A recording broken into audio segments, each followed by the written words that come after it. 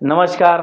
आज आपण बीड जिल्ह्यातील 6 विधानसभा मतदारसंघातील राजकीय वातावरणाची चर्चा करणार आहोत.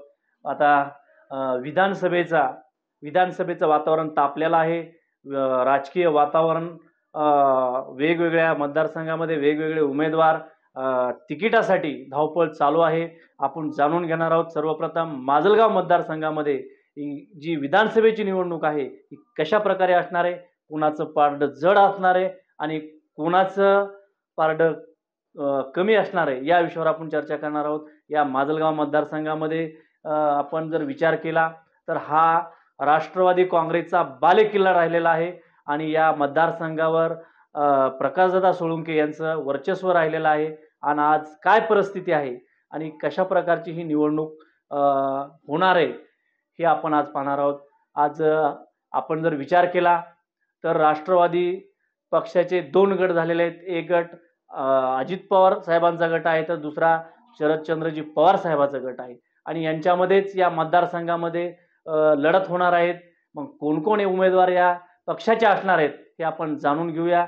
याच्यामध्ये आपण जर विचार केला माजलगाव विधानसभा मतदारसंघाचा तर त्याच्यामध्ये महायुतीचा फॉर्म्युला ठरलेला आहे की जो आमदार त्या मतदारसंघाचा आहे त्यालाच त्या मतदारसंघाचं तिकीट द्यायचं.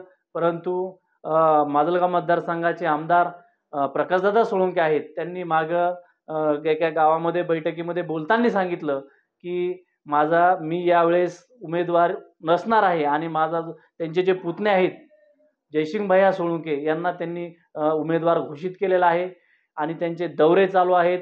गावोगाव दौरे पण ते करत आहेत. आणि त्या आपण जर पुढचा विचार केला तर माजलगाव मतदारसंघामध्ये अनेक उमेदवार इच्छुक आहेत. आपण जर विचार केला तर मोहनदादा जगताप आदरणीय पवारसाहेबाच्या गटाकडून इच्छुक आहेत. त्याच्यानंतर विचार केला आपण तर नारायणांना डक आहेत. त्याच्यानंतर राधाकृष्ण हुके पाटील आहेत. त्याच्यानंतर मनोहरजी डाके साहेब आहेत. त्याच्यानंतर भाई थावरे देखील आहेत. असे अनेक इच्छुक उमेदवार आहेत आणि त्यांच्या मुलाखती देखील पवारसाहेबांनी पुण्यामध्ये त्यांच्या मुलाखती पण झालेल्या आहेत.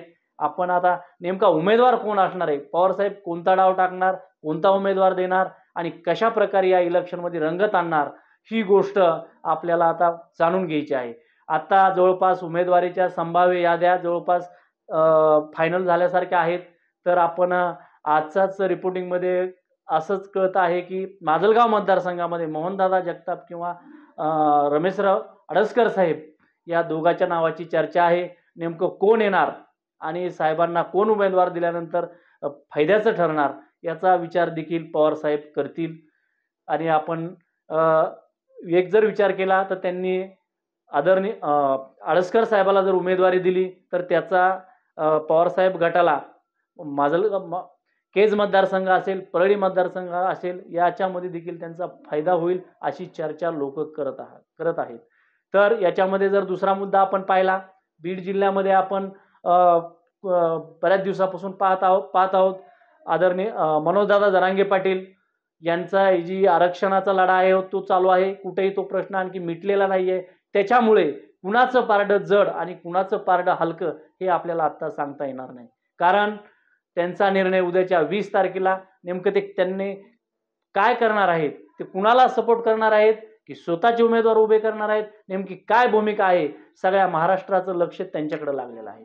त्याच्यामुळं आपल्याला जाणून घ्यायचंय की मनोजदादा कोणता निर्णय घेतात आणि एम कार्डचा मनोजदादा फॅक्टर नेमका कुणाच्या फायद्याचा आहे आणि कुणाचा तोट्याचा आहे हे देखील जाणून घ्यायचं आहे. कारण आपण पाहिलं पाठीमागच लोकसभा झाली. लोकसभेमध्ये अनेक वादविवाद झाले, अनेक चिखलफेक झाली, खूप काही झालं. परंतु शेवटी आरक्षणाचा मुद्दा होता आणि तिथं जातीपातीचं राजकारण झालं आणि त्याच्यामुळे पंकजाताईंचा पराभव त्याच्यामध्ये झाला.